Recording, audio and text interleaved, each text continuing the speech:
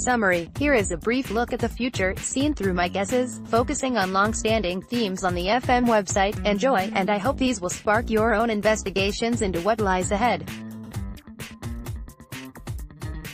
Good news: a new industrial revolution. A new industrial revolution has begun, ending the long stagnation since World War II ended.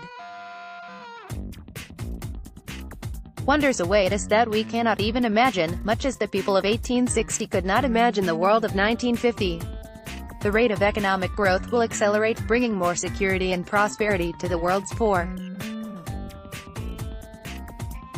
The challenge of the next few generations will be harnessing this new tech and managing the political and social disruption it creates. Pollution as we know it will be almost gone by 2100, and the challenge of the 22nd century will be repairing the damage done in the early 21st, as the world's population grew to 10 or 12 billion. The world will become a garden again as the population crashes. This will be a singularity like those in the past, e.g., fire, agriculture, writing.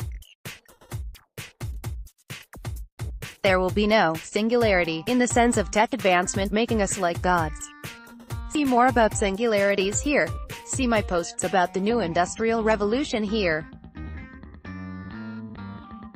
Good news: there will be no climate apocalypse. Bad news for the left: there will be no climate apocalypse that destroys society, discredits capitalism, and gives them absolute political power. The world will continue to warm, with results both bad, as predicted, and good, not predicted, as this would ruin the narrative. The IPCC's worst-case scenario, RCP 8.5, will not happen. New energy technology will stabilize greenhouse gas emissions, e.g., CO2 and methane, by 2050. If necessary, measures will be taken in the following decades to reduce CO2 levels. The failure of the highly publicized extreme predictions about future climate will contribute to the replication crisis in science. The resulting institutional changes in the conduct of science will make it far more effective.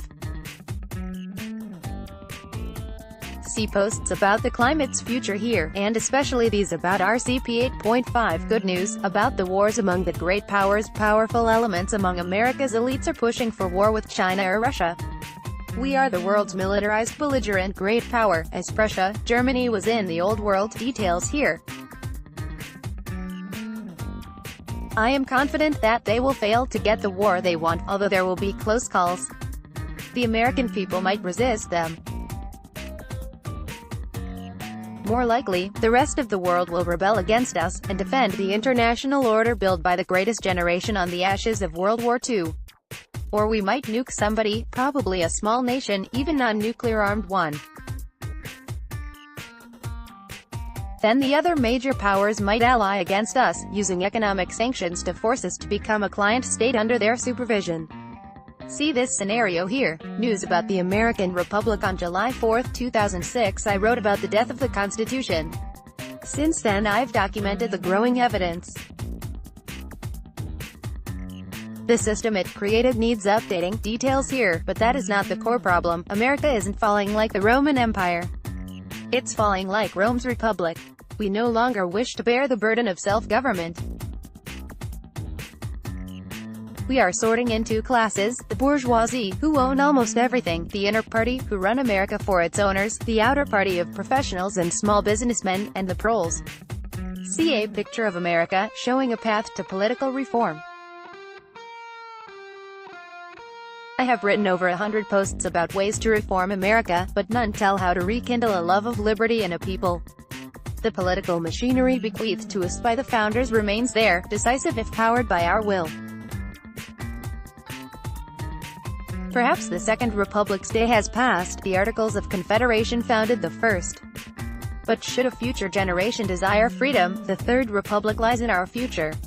The gender wars. Dr. Jekyll tests his potion on himself. What could go wrong? The story of the 20th century was the left's conquest of entire nations to use as lab rats to test their greatest creation, communism. The experiment failed. The casualties were beyond count. Russia has not yet healed. The story of the 21st century is the left's conquest of the West's institutions, using us, and especially our children, as lab rats to test their vision of new men and women. The left's ideologies confidently spin the dials our society's controls. It will certainly fail, with results similar to allowing monkeys to manage a nuclear power plant. Several generations will become wreckage. Perhaps we will learn about the danger of radical social changes without experimentation and testing. Perhaps we will learn wisdom after these expensive lessons. We can only guess about the specific ways this will go wrong. The mass drugging and oppression of boys will have awful consequences echoing far into the future. I believe that increasing numbers of men will refuse to marry, seeing that the risks, costs, and benefits no longer make sense. The women of Generation Z and beyond will see the boomers and Generation X as the golden age of women. They were able to marry, have children, and, if they wish, divorce on favorable terms for any reason. The increasing regulation of interpersonal relations by feminist governing institutions will do little for them, especially in exchange for opportunities they have lost. Long ago, I was taught at Cornell the basics of gender studies and feminism by Professor Judith Long Laws, author of The Second X, Sex Role and Social Role, 1978. She said that gender was a social construct. Time has proven her correct. Much of what we considered feminine behavior was taught. Now women are free to seek their own nature in dress and behavior. This is their right, but it will prove incompatible with anything remotely resembling our family structure. Perhaps incompatible with a functioning family structure. Both men and women might go their own way, leading separate lives. Alone, sex bots will be poor substitutes. See my hundreds of posts exploring this, what might be the greatest revolution in Western history. Perhaps one of the largest in human history, large beyond our ability to see. Europe, it is time to die, thou knows it, it's common, all that lives must die, passing through nature to eternity. Queen Gertrude to Hamlet, Act 1, Scene 2.